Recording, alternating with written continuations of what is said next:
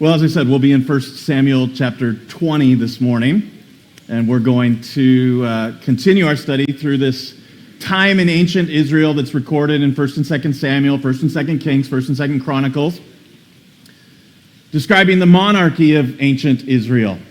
And it's been an interesting study so far. We've seen the first king, Saul, start really well, but not last very long in his faithfulness to God. And because of that, God has removed his blessing from him, and David has been chosen. But we're in this crazy interim period where the Spirit's been removed from Saul and the Spirit's been placed upon David, but Saul is still on the throne and David is waiting. And so it's a transition period, and as we all know, transitions are tough. And it's especially tough on David because Saul keeps trying to kill him. One of the things that God does, though, is he gives David a friend, a really, really good friend in Jonathan. Now, Jonathan is the eldest son of Saul. He was in line to take and receive the kingship, but because of his father's disobedience and faithlessness, Jonathan's no longer going to be king. David is going to be king after Saul. But Jonathan doesn't respond like so many of us would, and so many have in the past. He doesn't respond with anger and bitterness and rage, and he doesn't throw a pity party because of what he's lost. He actually grows to love and admire and respect David, and Jonathan and David become very, very good friends. And that's what I want us to think about this morning in 1 Samuel chapter 20. Now, this week, I was pulling into my driveway, and I saw my neighbor, Bill Parks, getting his mail. Bill didn't know he was going to be in the sermon this morning. And Bill came up, and we were chatting, and he says, "Hey, I'm gonna power wash my garbage cans Friday morning," because Thursdays they pick up in our neighborhood. He's like, "If you want to bring your garbage cans down, I'll power wash them for you." And I'm like, "Oh, that's really nice, and thank you." And then I promptly forgot about it. And so Friday morning, it was not on my mind, but Bill Parks came down to my house and dragged my garbage can and my recycling can and power washed it, and they looked brand new, and like, what a nice friend, right? But here's my favorite part of the story. I'd forgotten about it and had not told my wife at all. Okay, so we have to walk our dogs separately. We got two dogs, and they walk at completely different paces. And so Wanda went out to walk the first dog, and the trash cans were gone. And she thought, that's weird. And there had been a little bit of a storm Thursday night. And she's like, there's no trash cans there. And so then she came back, and then she took the second dog out. And when she came back with the second dog, the trash cans were back. And she literally had this moment of, am I losing my mind? So, Bill, I got to thank you for cleaning the trash cans, but more importantly, thank you for giving me that moment with my wife. That was awesome. We all need friends, don't we? Like, we all really, really need friends. And sociologists have been noting for the last couple of decades, we're actually really suffering a friendship crisis in our culture. It's becoming more and more difficult to maintain long-term friendships in a culture as divisive as ours. And but friendship is not optional. Friendship's not a perk. Friendship is essential to being truly and fully human. And that's really what I want us to think about together this morning. You know, Ecclesiastes chapter 4, verse 12 says this. It says, though a man might prevail against one who is alone, two will withstand him, and a threefold cord is not quickly broken. I think 1 Samuel chapter 20 really illustrates the profound truth of this verse in Ecclesiastes. So let's dive in. 1 Samuel chapter 20 starts this way. David fled from Naioth in Ramah, and then came and said before Jonathan, "What have I done? What is my guilt? What is my sin before your father that he seeks my life?" Now, we saw last week in chapter 19, that's exactly what happened.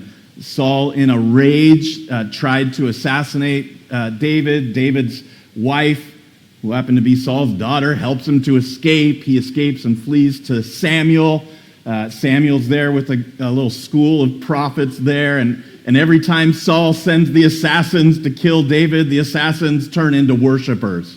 It's a fun, beautiful story. Saul himself gets frustrated. He comes out, and God lays Saul out on the ground all night and all day in ecstatic worship.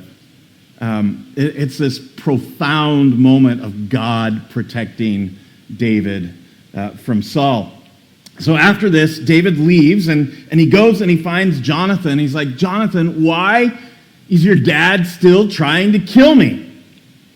And Jonathan's response is interesting. Verse 2, he said to him, "Far from it. Dad's not..." No. Jonathan's a little bit skeptical here. And I think I really resonate with Jonathan. He is in a very difficult position. He loves and trusts David. He sees God's hand upon David. And his dad is trying to kill David. It's a very difficult tightrope to walk. He says, "You're not going to die. Behold, my father does nothing, either great or small, without disclosing it to me. And why should my father hide this from me? It's not so." So David comes to him and says, "Dude, your dad's trying to kill me." And Jonathan's initial response is, "I don't think so. He tells me everything. He's not gonna hide this." But David vowed again. He vowed again. So this is not David having casual chit chat with Jonathan. This is a intense, serious conversation. He's like, "Jonathan, you need to hear me right now. Your father knows well that I found favor in your eyes, and he thinks, do not let Jonathan know this, lest he be grieved. But truly, as Yahweh lives, and as your soul lives, there's but a step between me and death." That's a sense of intensity and urgency that David is feeling. Of course he is. He's been attacked and had multiple assassination attempts on his life. It's like there's just a step between me and death. As God lives, as you live, Jonathan, hear me. This is absolutely vital and urgent. And so Jonathan said to David, "Whatever you say, I will do for you." That might be one of the simplest pictures of what a good friend is and does. Hears and listens and responds. "What do you need? How can I help? Whatever you say, I will do it for you." So David said to Jonathan, "Behold, tomorrow is the new moon, and I should not fail to be at table with the king, but let me go, that I might hide myself in the field till the third day at evening. And if your father misses me at all, then say, David earnestly asked leave of me to run to Bethlehem, his city, for there's a yearly sacrifice there for all the clan. If he says, good, it will be well with your servant. But if he is angry, then know that harm is determined by him. Therefore, deal kindly with your servant, for you have brought your servant into a covenant of the Lord with you. But if there is guilt in me, kill me yourself, for why should you bring me to your father?"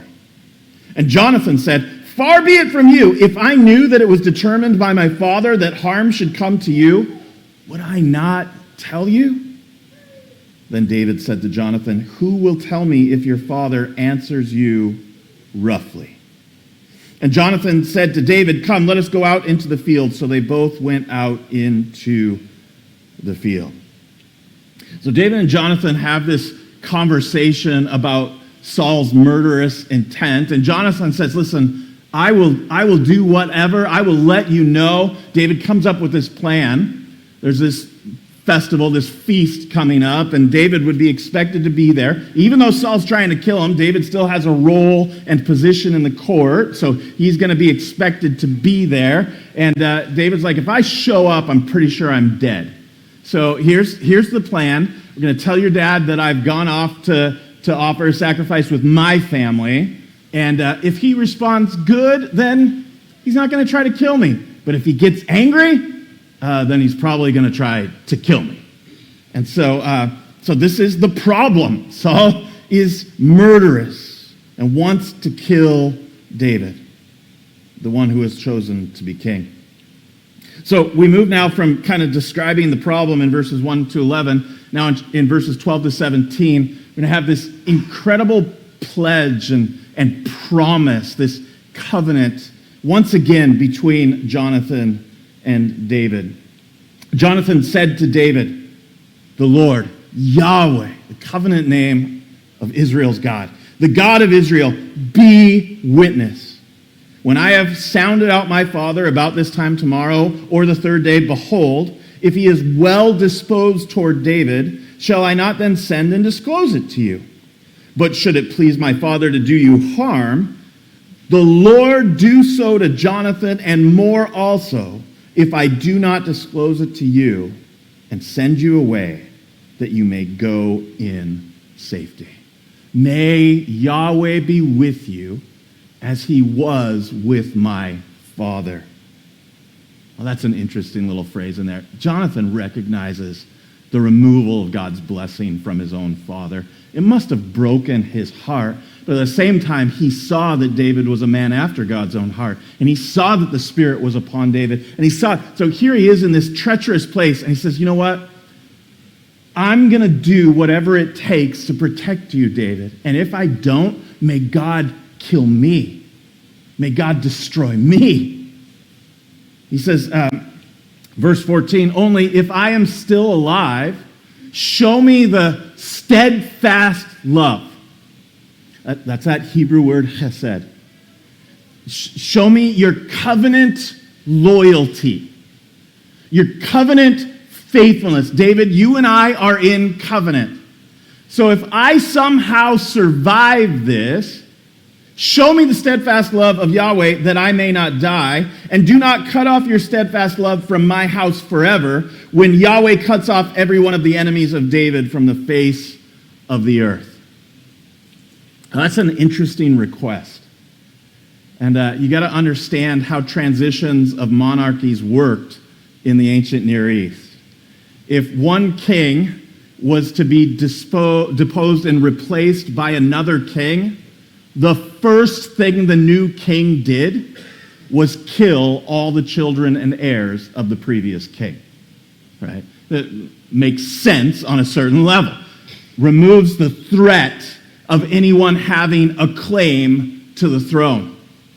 So this shows us Jonathan's fully aware that God has removed his blessing from his father Saul and given the blessing to David, and that the kingdom and the kingship will go to David. And he knows that it's God that's going to give it to him. He expressly says this. When the Lord cuts off all the enemies of David from the face of the earth, he says, when that happens, dude, don't kill me.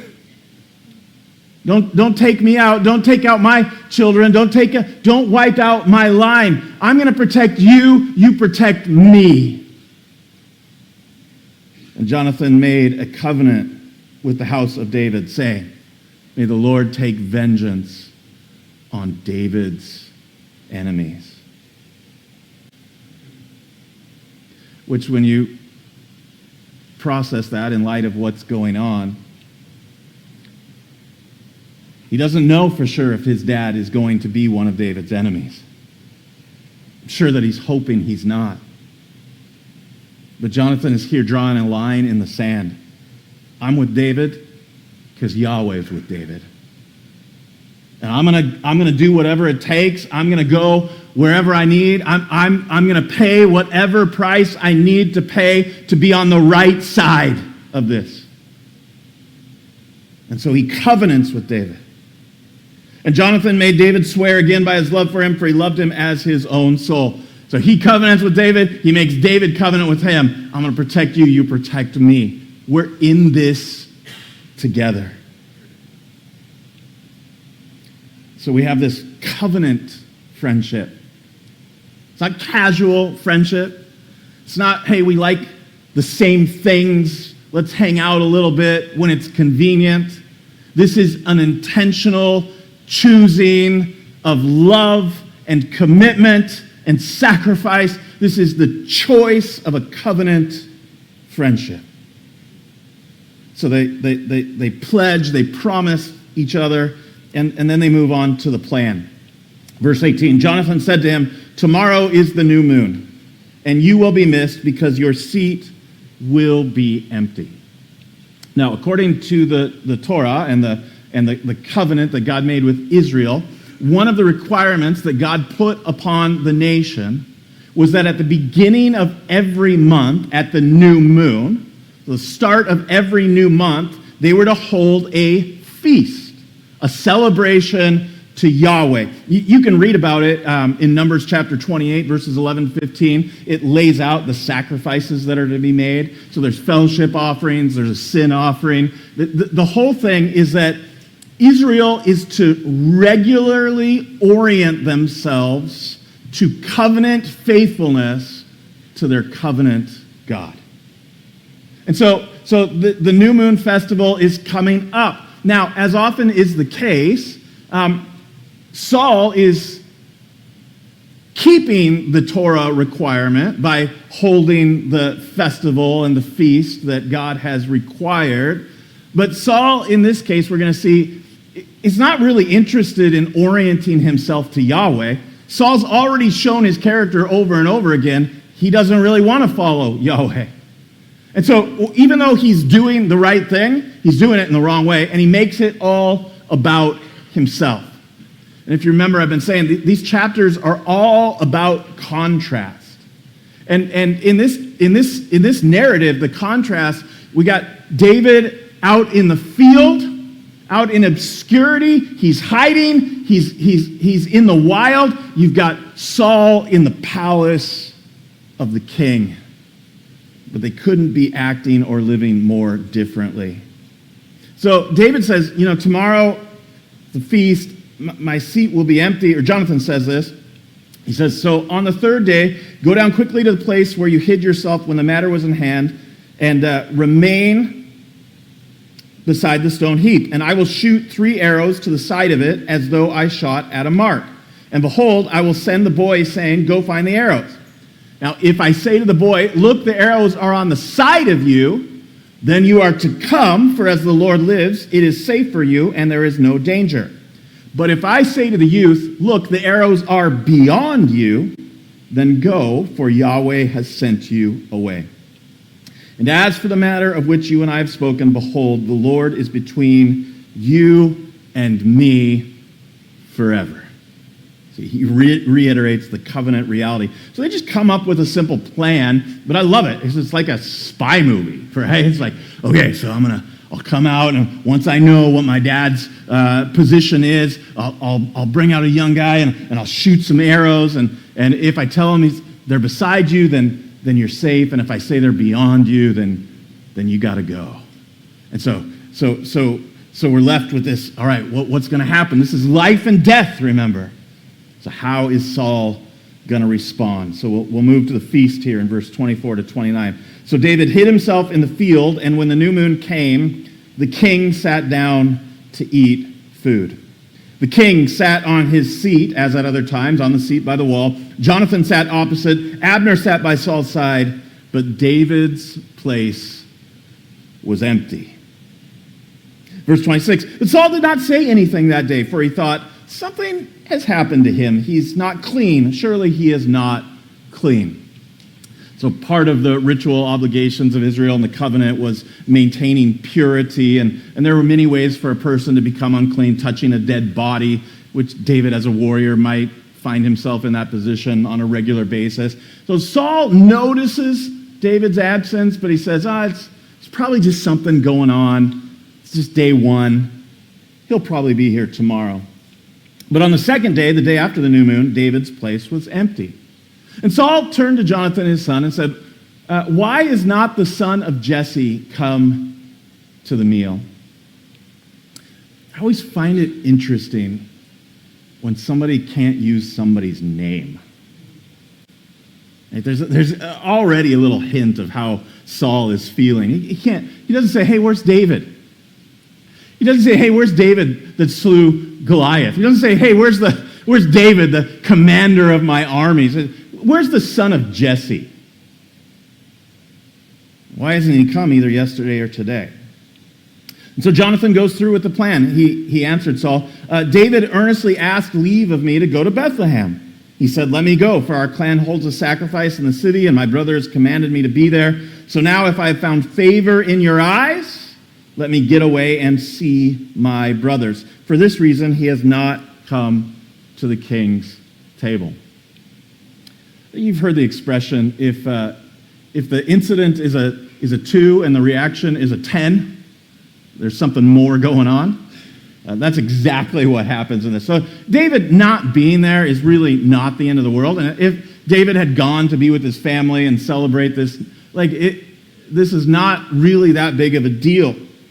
But Saul reacts instantly in rage and anger, which really isn't too surprising, but it is saddening. Saul's anger was kindled against Jonathan.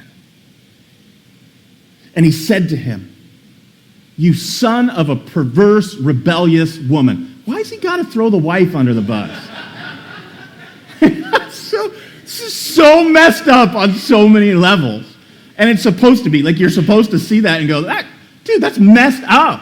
Because Saul is not walking in obedience and loyalty to the covenant of Yahweh. He's gone his own way. He's living like they did in the time of Judges. He's doing whatever is right in his own eyes, even though he is the king in Israel. So tragic. You son of a perverse, rebellious woman, do I not know that you have chosen the son of Jesse to your own shame and to the shame of your mother's nakedness? That's a whole other can of worms. We'll go into that some other time. He says, as long as the son of Jesse lives on the earth, neither you nor your kingdom shall be established. So Saul may be many things, but he's not stupid. He understands what's going on. And he sees, he can recognize that his son Jonathan has given his loyalty to David. And it's so funny because Saul's now angry at Jonathan because Jonathan won't be king. Right? So he's not really angry for Jonathan. He's angry at Jonathan for himself. Once again, it's all about Saul and his ego and his image and his identity. How dare you choose the one that God has chosen? All right? How dare you do that? Therefore, send and bring him to me, for he shall surely die. And I got to think that Jonathan's heart just broke at that moment. It was when David came to him and said, dude, your dad's going to try to kill me. He's like, no, he won't. I'll find out. He's not going to try. And here's Saul from his own lips. No, he will die. Then Jonathan did something incredibly brave. He contradicts and confronts his own father at the feast of the new moon in the palace in front of all the people of importance. Jonathan answered Saul, his father, why should he be put to death? What has he done? Once again calls him out. If you remember in the last chapter, he called his dad out, and his dad went, no, you're right. And he relented for a little bit. But he calls him out. Why are you going to kill him? What has he done? He's never done anything but good for you. Saul has a spear throwing problem. So Saul hurled his spear at him to strike him. Fortunately, for everyone involved, really bad aim. All right? Like, it's unbelievable. Like, he's done this multiple times with David. Now, he's mad at Jonathan because Jonathan doesn't want to be king. And then, of course, his rational response is, well, I'm going to try to kill you then. Like, it just shows us how messed up, how broken Saul has become as a result of his continued resistance and rebellion against Yahweh. He tries to kill his own son. So Jonathan knew that his father was determined to put David to death. Something about this author that I love. There's this like dry sense of humor. It's like, you think? Oh, okay, it's clear now. So verse 34, Jonathan rose from the table in fierce anger. That's an interesting reality. He's angry because of what his father's done. He's angry his father tried to kill him. He's angry because his father wants to kill David. He's angry at the whole situation. And he would eat no more for the second day of the month, for he was grieved for David because his father had disgraced him. You thought your Thanksgiving was rough.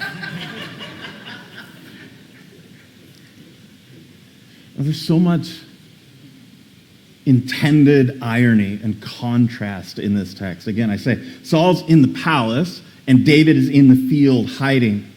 But Saul in the palace is full of rage and violence and hatred, and relationships are disintegrating around him.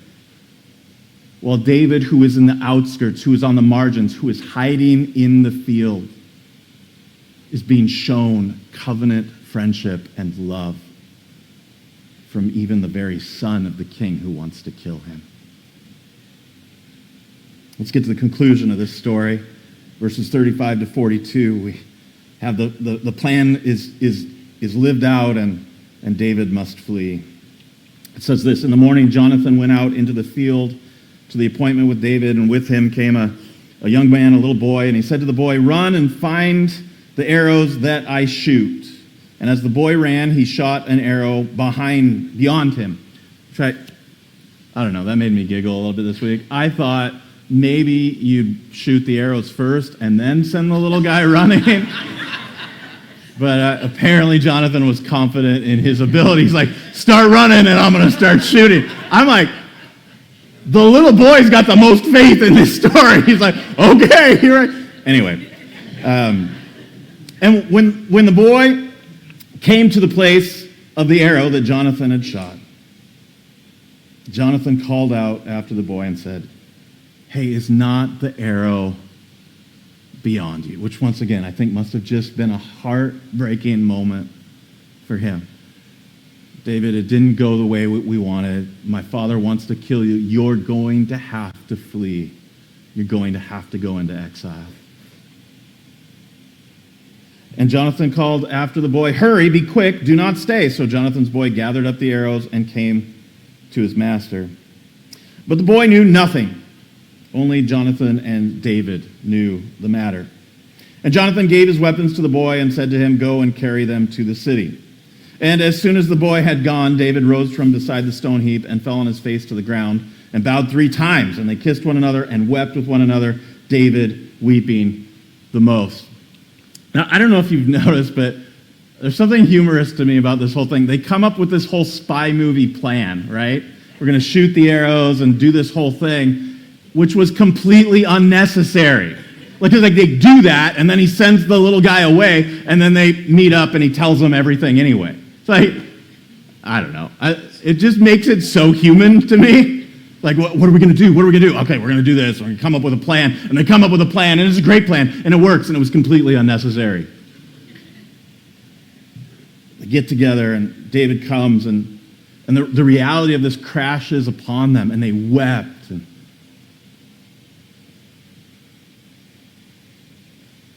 Jonathan said to David, go in peace, because we have sworn, both of us, in the name of the Lord, saying, the Lord shall be between me and you, and between my offspring and your offspring. How long? Forever. And he rose and departed. And Jonathan went into the city. And this is going to launch David into a long season of exile. He's going to be chased and harassed by Saul for years. We have this beautiful picture, though, as David is fleeing for his life. He has this moment with his friend.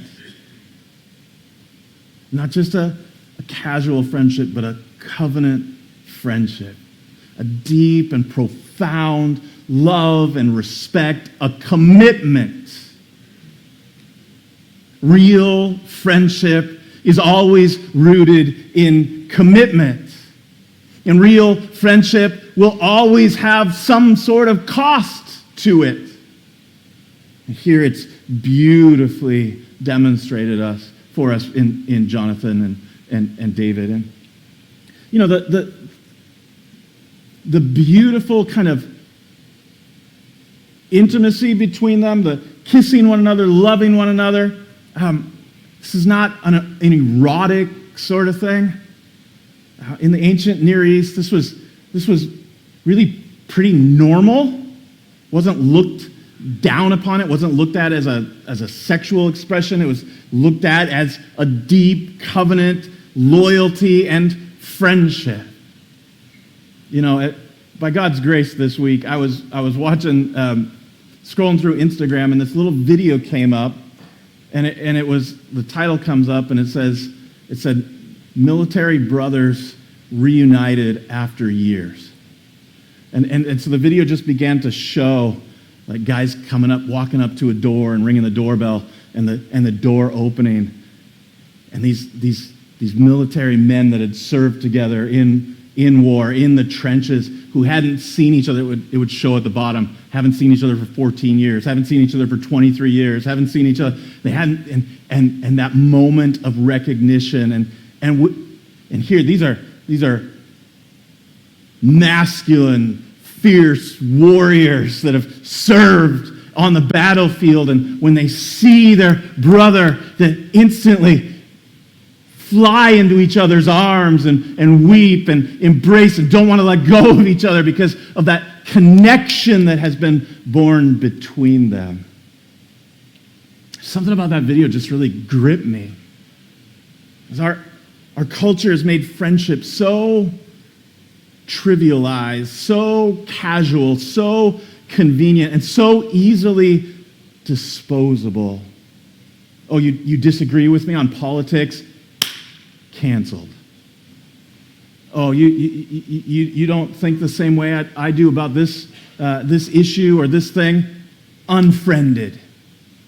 Right? This kind of casual crisis of friendship, and the cost of it is profound. People today are unbelievably lonely. And statistics say that this is especially true for men. Men over the age of like 25 gradually lose friendships. There's countless numbers of men and women in our culture that don't have a friend. And that's tragic on so many levels. For us, it's tragic because theologically, we're not made for isolation and independence. Right from the beginning of our story, God says it is not good for man to be alone. We're not designed to function. We're not made and crafted and given life by God to do well by ourselves. We're created for community. We're formed to be family. We're made for deep, intimate, transparent, vulnerable, costly friendship. We'll only be who God made us to be. We'll only do what God has invited and created us to do in the context of meaningful community. I started with Ecclesiastes. Though a man might prevail against one who is alone, two will withstand him, and a threefold cord is not quickly broken. So many people find themselves struggling and failing in their struggle against sin, in their struggle against worldliness, because they're struggling by themselves. What a beautiful story we have in 1 Samuel 20 of David and Jonathan, just living out this proverb. David was a step away from death. And without the intervention and the costly intervention of Jonathan, his friend, Saul most likely would have killed him. One of the things I like about this verse is that it goes to two will withstand, a threefold cord is not quickly broken. And I actually think in the story of 1 Samuel 20, we see that threefold cord, because it's not just David. It's not just Jonathan. It's David and Jonathan and Yahweh. Their friendship is not just person to person. Their friendship is covenant to Yahweh, covenant to each other. It's David, Jonathan, and Yahweh, always. He is the one that binds them together. He is the one that calls them. He is the one that helps them. You know, we're going to see as we continue walking through this story, this covenant loyalty expressed by Jonathan will actually cost him his life. He keeps his covenant to David and literally ends up dying for him. And David keeps his covenant to Jonathan. One of my favorite stories we're going to get to in I don't know how long, but we'll get there. When David finally is on the throne and finds himself established, he seeks out the last living son of Jonathan and brings him into his family and honors the vow that he has made. It's a beautiful, beautiful friendship. So I was thinking about that this week, you know. Covenant loyalty, covenant friendship always comes with a cost. Like, real friendship isn't always easy, because real friendship calls us into the mess of each other's lives. And there's a cost to that. And, you know, friendship with God isn't any different. And we've really been unpacking that over the last several weeks. There is a cost to covenant friendship with God. Now, Jesus spoke about this a lot. He had a thing or two to say about it. Maybe you've heard this passage from Matthew chapter 10, where Jesus doesn't sound like the Jesus that most people think Jesus was. Jesus says, do not think that I have come to bring peace to the earth. I have not come to bring peace, but a sword. While he was still speaking to the people, that just jumped. Ken, you're going to have to help me. Go to the next verse, 35. For I have come to set a man against his father, and a daughter against her mother, and a daughter-in-law against her mother-in-law, which I don't think is that hard to do, but he put it in there. And a person's enemies will be those of his own household. For whoever loves father or mother more than me is not worthy of me. And whoever loves son or daughter more than me is not worthy of me. And whoever does not take his cross and follow me is not worthy of me. For whoever finds his life will lose it, and whoever loses his life for my sake will find it. These are some hard but profound words from the lips of Jesus. Don't get mad at me. I didn't say it. He did. You know, the character of Jesus that's so popular in our culture today, that Jesus is just warm and fuzzy and just loves you and wants to affirm you and wants you to make you feel good and wants to just uplift you into whatever it is that you want to be is not the Jesus of the Scriptures and not the Jesus that we love and worship together this morning. Jesus calls us to follow. If anyone wants to follow, they can come, but you got to count the cost. So the reality of my coming isn't going to make your life simpler and easier. The reality of my coming, some of you, it might actually blow up your families. And some of you are living witnesses of that. Some of you have husbands or wives that don't love and follow Jesus. Some of you have children and grandchildren and parents. Some of you have been cut off by family members because of your faith in Jesus as King. There's a cost. Jesus doesn't shy away from that. Like, there's a cost, like, if you follow. But here's the thing. Jesus says, you're going to get more than you lose. So if you lose your life for my sake, that's how you're actually going to find it. Covenant with Jesus, covenant friendship with Jesus becomes our central identity.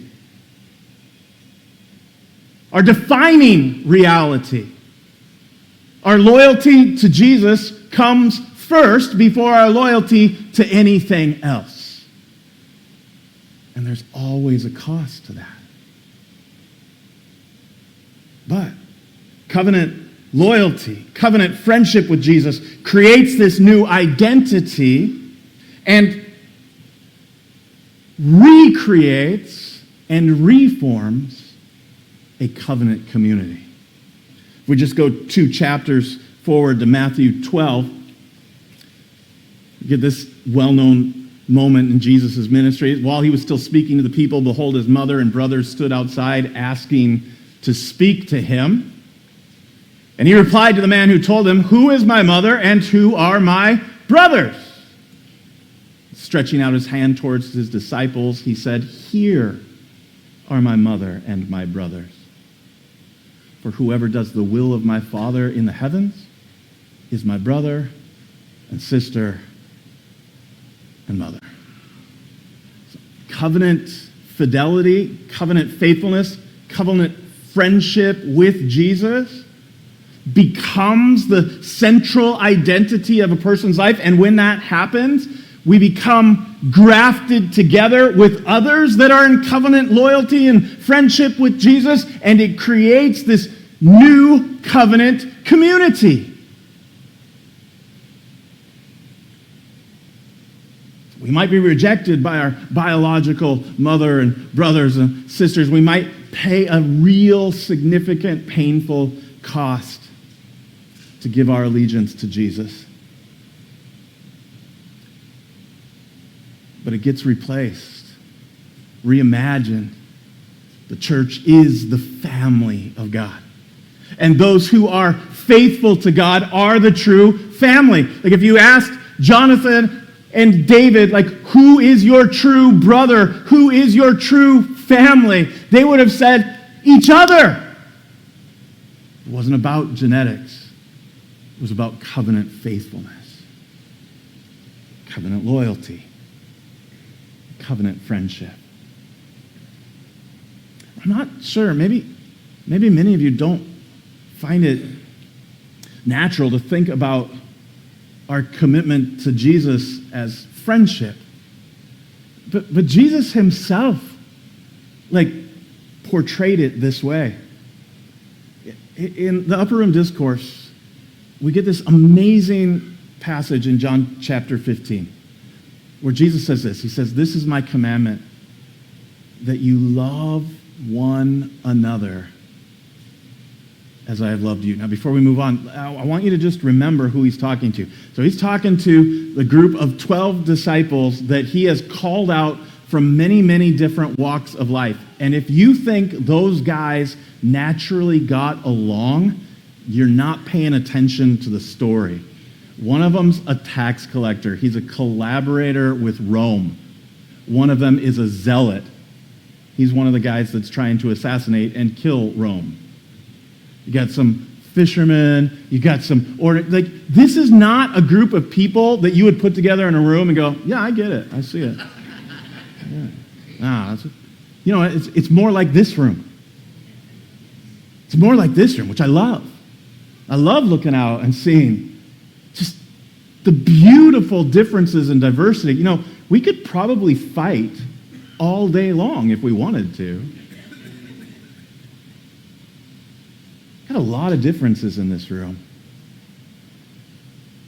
But what holds us together is greater than all of those differences. So Jesus says, this is my commandment. Love one another as I have loved you. Greater love has no one than this, that someone lay down his life for his friends. Now remember the context of this. This is on the night that Jesus is going to be betrayed. He's just washed their feet. They've just had the first communion institution of a covenant that Jesus is making, the new covenant that's going to bring about salvation for everyone. He says to them, greater love has no one that he lays down his life for his friend. Jesus is going to lay down his life for who? His friends. That's how he sees them. That's how he sees you.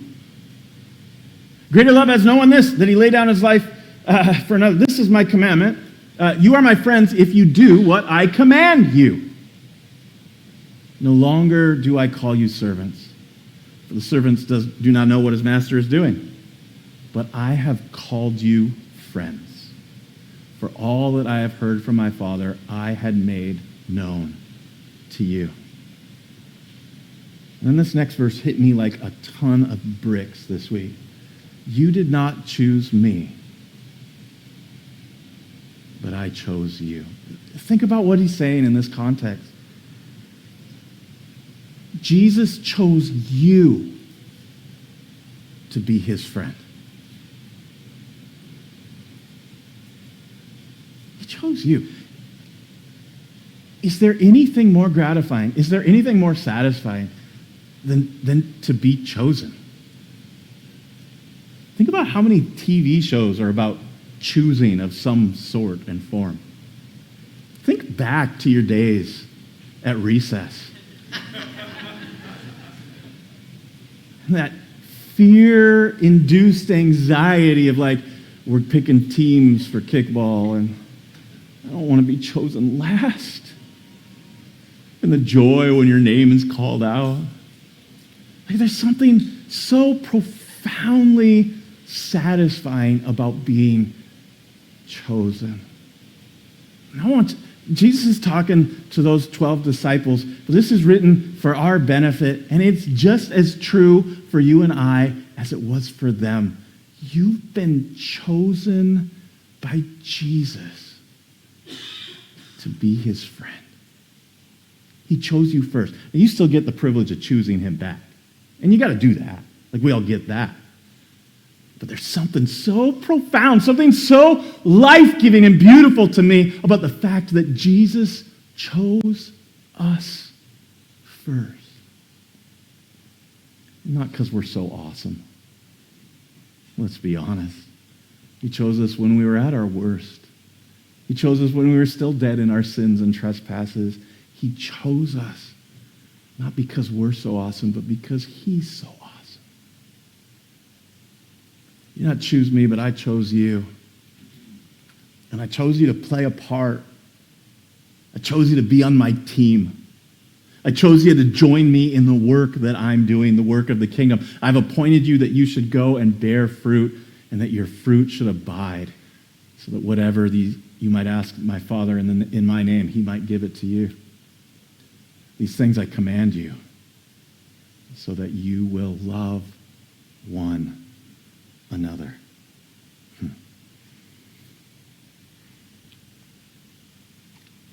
The community of Jesus, the people of Jesus, the covenant people of Jesus must be a community of love. of love like Jesus, a sacrificial, costly love. This goes so against the grain of modern Christianity, at least here in the West. We look at the church as a source of spiritual goods to meet my needs. We sit back and judge a church by, well, does it make me feel good? Does it do what I think it should? We make it all about ourselves, when the church is really the place where we stop making it all about ourselves and we make it about each other. And yeah, it's messy, and yeah, it's costly. To truly be a good friend, a covenant friend, a new covenant with Jesus friend, means that you got to lay down your life for one another. It means that we don't walk into this room thinking, what is everybody going to do for me? But we walk in saying, what do I get to do for others? Because greater love has no one than this, that they lay down their life for another. We love this way because he loves us this way. We can do it because it's been done to us. Maybe I should say it this way. We can only love like that if we have been loved like that. It's only when we truly experience the free grace, the transforming love of Jesus to us, that we're able to walk in that covenant friendship of loving others that way. And so I wonder, do you know the love of Jesus like that? Do you know that Jesus has chosen you as a friend? That he's invited you? That he knows you and he loves you and he treasures you? And he longs for you to be with him and to receive his love and to share in it. He's chosen you. The question becomes, do you choose him back? Do you enter into the love of Christ and experience the profound transformation and freedom that only comes by being loved by Jesus? And that love, I guarantee you, it will transform you. It will change you. It will move you. Because by definition, it does. It has to. Proverbs 18:24 says this: a man of many companions may come to ruin, but there is a friend who sticks closer than a brother. We might easily say that proverb is proven true by Jonathan to David, and I think that's true. But the greater illustration of that proverb is the love of Jesus for us, his friends, who willingly laid down his life on our behalf, who called us his friends and invites us to join him in covenant friendship. May we live, every day out of the absolute assurance that we are the friends of God. Amen?